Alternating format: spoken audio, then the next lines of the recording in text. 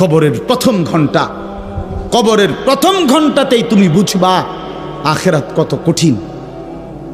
রাসূলুল্লাহ সাল্লাল্লাহু আলাইহি ওয়াসাল্লাম বলেন, কবরে যেই নাফরমান প্রশ্নের জবাব দিতে পারবে না, তিনটি প্রশ্নের, তো আল্লাহ তাআলা বলবেন কাযাবা আবদি, ফেরেশতা আমার এই নাফরমান বান্দা মিথ্যা বলেছে।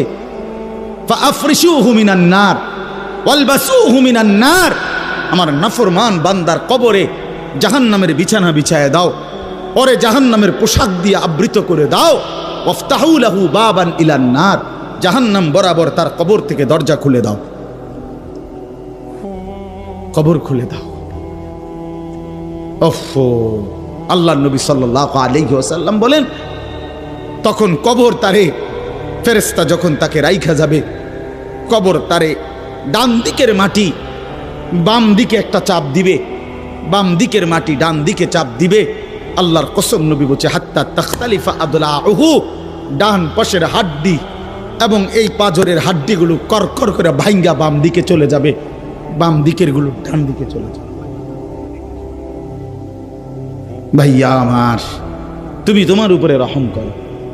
বাপ আমার, আপনাদেরকে বলি, হারামের টাকা উপার্জন কইরা, সুদের টাকা, কিস্তির টাকা, ঘুষের টাকা, ওজনে কম দেওয়া টাকা, হারাম ব্যবসার টাকা, বাটপারি সিটারির টাকা দিয়া বংশ, ফ্যামিলি, স্ত্রী, সন্তানের জন্য রাইখা যাইয়েন না।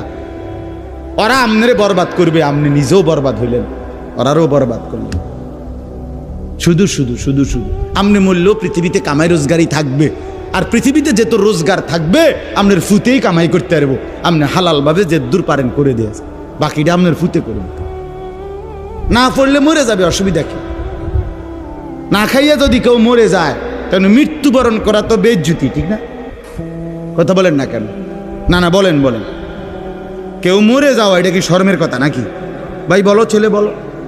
আরে ছি ছি ছি ছি, ওটা মরে গেল, কেমন শরমের কথা এটা? এমন এটার কথা হইলো কোনো? তো যে মরলে কিছে, মনে করেন না খাইয়া মরেই গেছে, তো মরলে কিছে? মরণ কি শরমের কাছে? তো বাপ দাদা 14 গোষ্ঠী মরছে, তো আমি মরলে সুবিধা কি? আহা,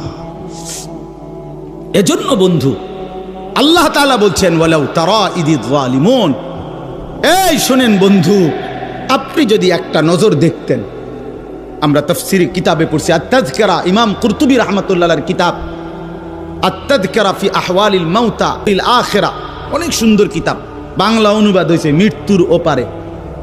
ইমাম কুরতুবীর খুব সুন্দর, অনুবাদটাও অসাধারণ। এই বইতে আছে